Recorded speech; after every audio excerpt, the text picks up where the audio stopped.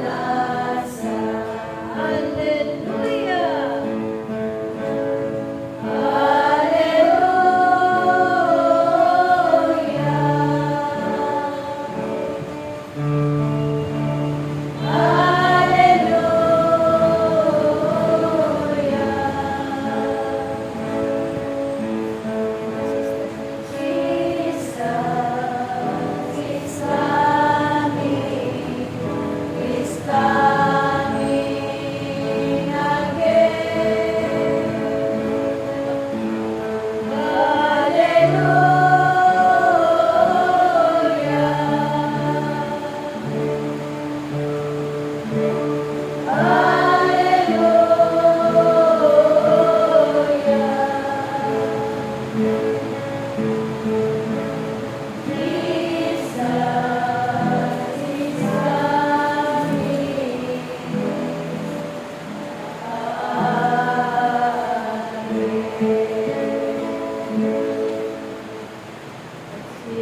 tayo ng papuri sa Kanya.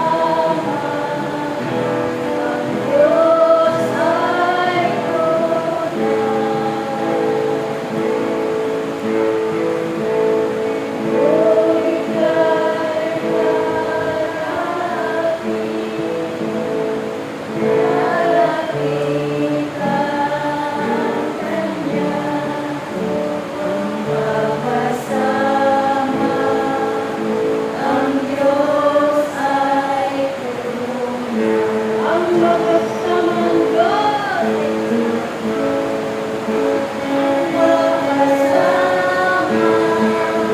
Ang Diyos ay tunay.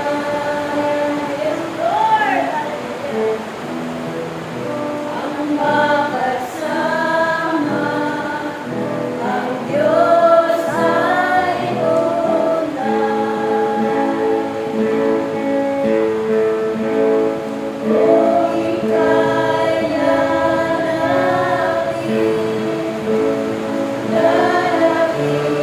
ang Kanya,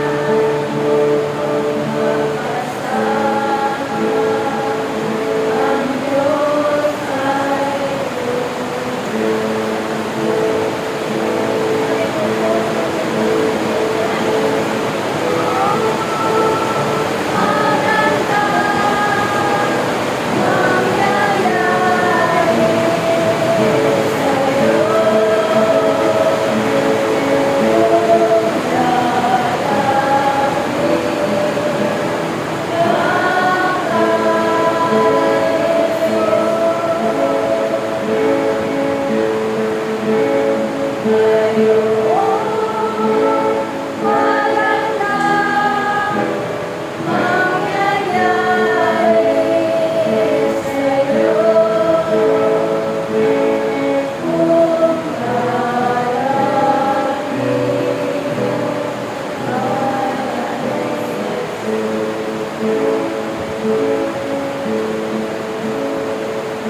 wala kasama sa anak at sa Espiritu Santo.